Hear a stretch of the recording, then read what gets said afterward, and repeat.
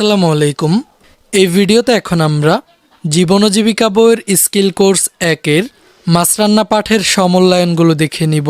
আজকের এই ভিডিওটি খুবই ইন্টারেস্টিং, তাই আমার চ্যানেলে যারা নতুন রয়েছেন তাদেরকে সাবস্ক্রাইব করার একটি ছোট্ট অনুরোধ থাকবে। आपके सामने एक बड़ा सा रेड बटन है।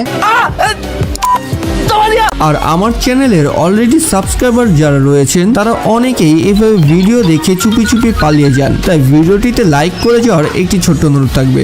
শুভ কাজ যত তাড়াতাড়ি সম্পন্ন হয় ততই মঙ্গল। আচ্ছা ঠিক আছে, আপনাদের অনেক ধন্যবাদ।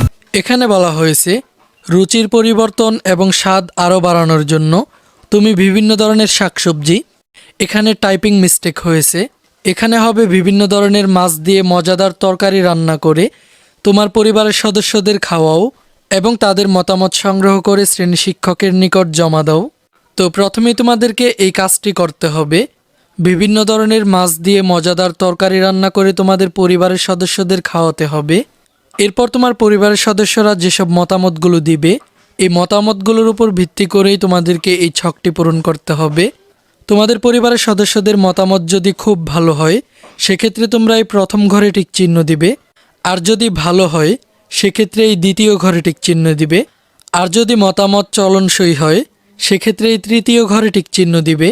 তো এই কাজটি তোমরা নিজেরাই করবে। এবার আমরা সমমূল্যায়ন 3-এর কাজটি দেখে নিই। এখানে বলা হয়েছে কাজটি করতে গিয়ে আমার অনুভূতি, ভালো লাগা মন্দ লাগা, কাজটি করতে গিয়ে আঘাত পাওয়া কিংবা কোনো বাধার সম্মুখীন হওয়া এবং নতুন কি শিখেছো তা এখানে লেখো। তো এই ছকটিতে নমুনা উত্তর হিসেবে তোমরা লিখতে পারো, কাজটি করতে গিয়ে আমার খুব ভালো লেগেছে, কাজটি করতে গিয়ে আমি কোনো আঘাত পাইনি, তবে মাছ কাটার সময় সমস্যায় পড়েছিলাম। এই সমস্যা সমাধানে মা আমাকে সহায়তা করেন, মাছ কীভাবে রান্না করতে হয় তা ভালোভাবে শিখেছি। আচ্ছা ঠিক আছে। खत्म, bye bye, tata, goodbye, गया।